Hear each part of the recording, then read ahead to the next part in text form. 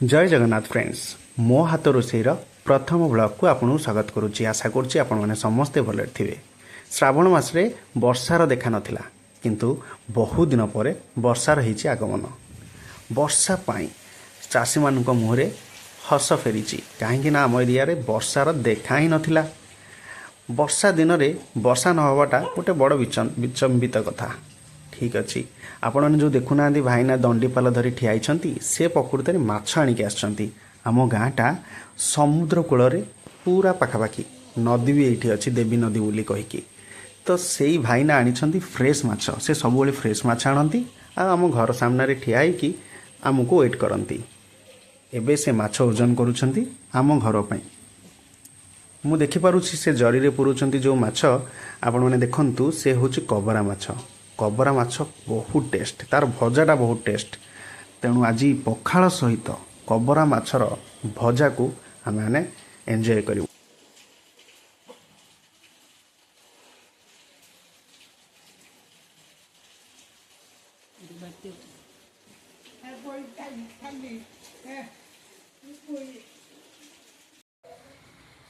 तो बंधुगण एबे माछ आसी जाइछि, एबे चलंतु बनैबा।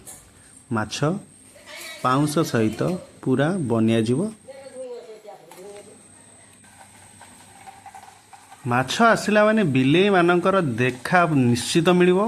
केमिति बास्ना बारंती नाकू पूरा तांकर आइंस बास्ना आसिला माने माछ बनैबा जगह को जीवा कथा जीवे। ये मु वीडियो रेकॉर्ड करछु बोली भाबिला मु ताको बाडैबी तो से आसीबे एठी कि काती बेले बेले माछ भी खाइदेबे।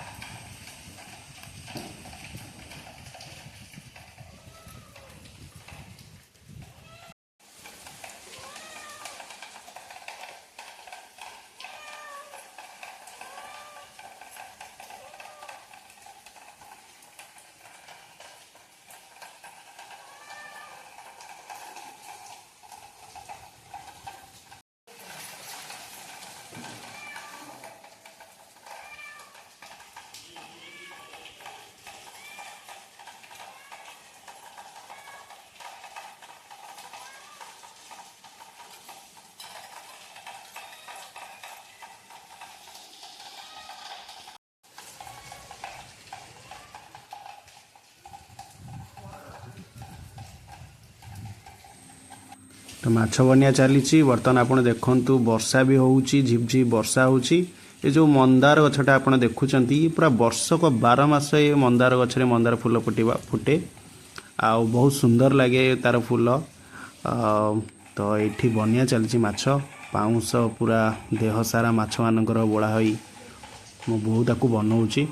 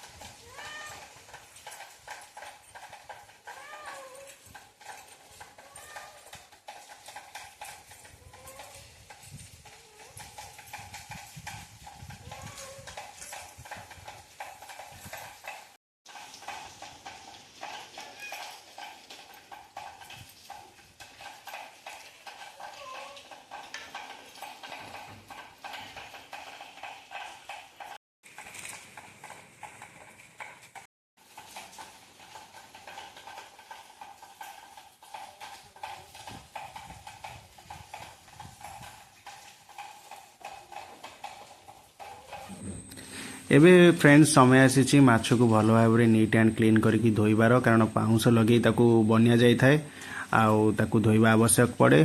ता सहित जो अलिया भी लगी थाए माछर से भी नीट एंड क्लीन भाव में परिष्कार भाव में धोईला परे ताकू माछ भाजिबा को आमे वर्तमान नबा।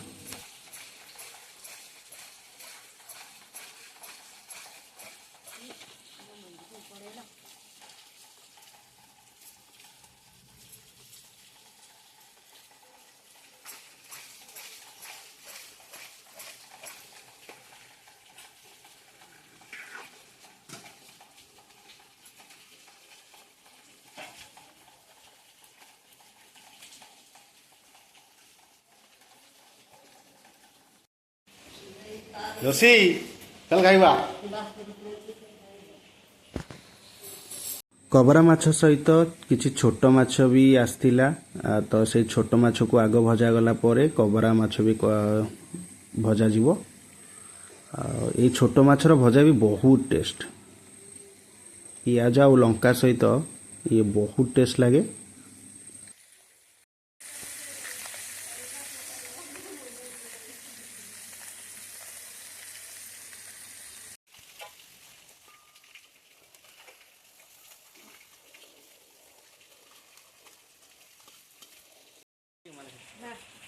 हाँ बस हाँ